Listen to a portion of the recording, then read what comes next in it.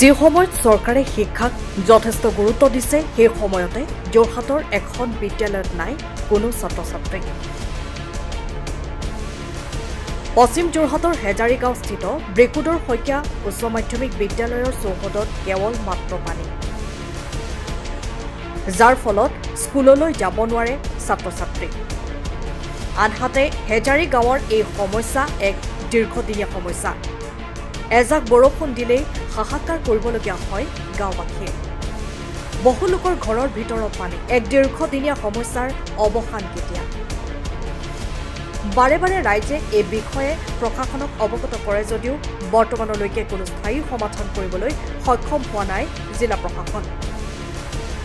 দীৰ্ঘদিনৰ বিধায়ক হিতেন্দ্ৰ নাথ গোস্বামীও কেৱল মাত্ৰ আশ্বাস দিয়ে কাম সমাপ্ত কৰিছে বুলি ক্ষোভ বুজাৰে গাঁওবাসীয়ে। চেনেলৰ যোগেদি আমাৰ হাজাৰী গাঁৱৰ যিটো অৱস্থা হৈছে পানীৰ কাৰণে, স্কুলখনৰ পানীৰ কাৰণে বন্ধ হৈ আছে। মানুহবিলাকে কি কৰিছে, গোটেই ব্লক কৰি দিছে আৰু তাৰ কাৰণে গোটেই পানী মানুহৰ ঘৰৰ ভিতৰে চিতৰে পানী হৈছে। সৰু সৰু ছাত্ৰ ছাত্ৰী স্কুল অহাৰ অসুবিধা হৈছে, ইয়াৰ ডাঙৰ বয়োজ্যেষ্ঠ মানুহসকলৰ অসুবিধা হৈছে।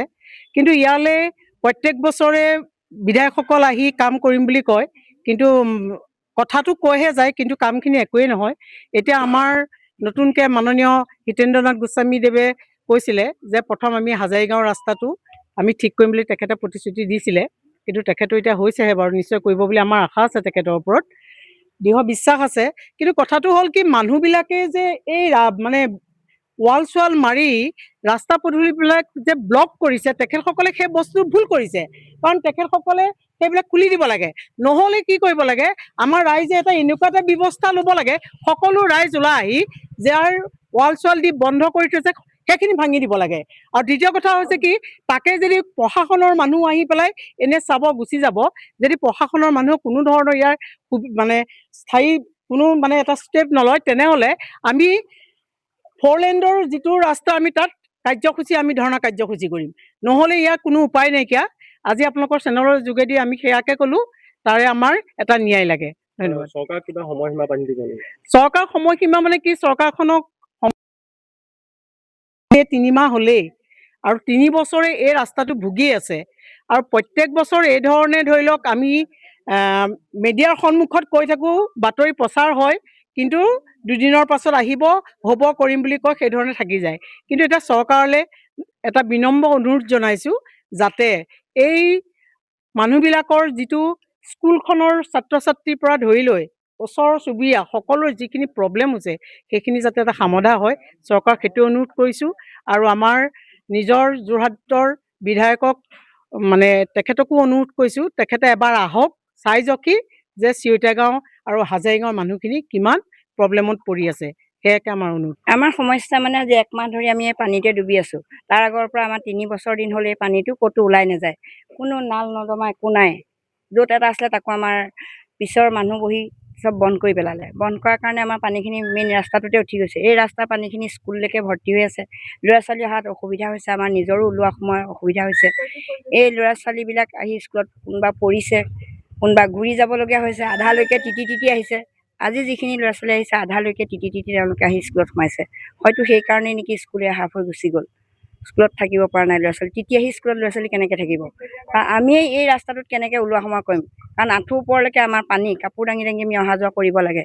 আজি এনেদৰে ভুগিছোঁ আৰু হয়তো আৰু 3-4 মাহ এনেদৰে ভুগিব লাগিব যদি একো ব্যৱস্থা নলয় ইয়াৰ। কাৰণ এতিয়াতো ভৰ বাৰিষা আহিছেহে আমাৰ, এতিয়া বাৰিষাত বেছিহে হ'বগৈ ইয়াতকৈ। অনুৰোধ জনাইছিলোঁ, প্ৰশাসনৰ মানুহ আহি থাকে, তেওঁলোকে এই 3টা বছৰ প্ৰতি বছৰতে আহে বুলি ক'ব লাগিব।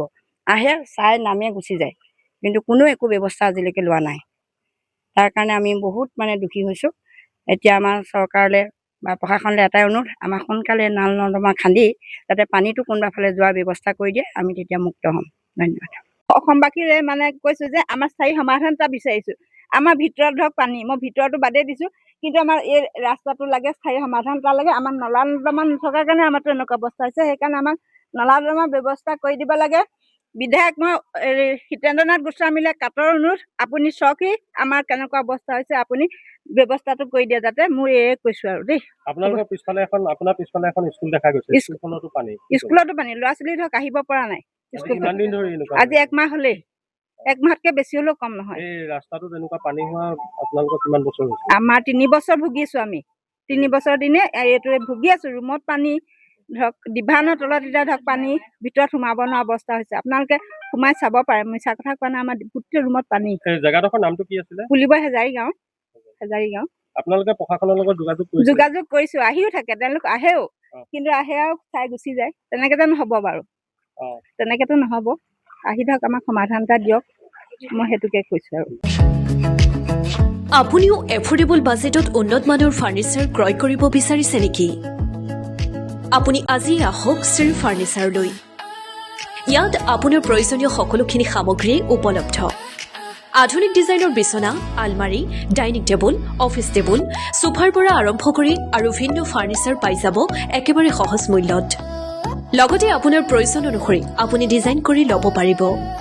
ইয়াত বিয়াৰ ফাৰ্নিচাৰ অৰ্ডাৰ লোৱাৰ লগতে আপোনাৰ প্ৰয়োজন অনুসৰি সকলোবোৰে প্ৰস্তুত কৰি দিয়া হয় কম সময়ত। তেন্তে পলম নকৰি আজিয়েই আহক আৰু আপোনাৰ মন পচন্দৰ ফাৰ্নিচাৰ লৈ যাওক।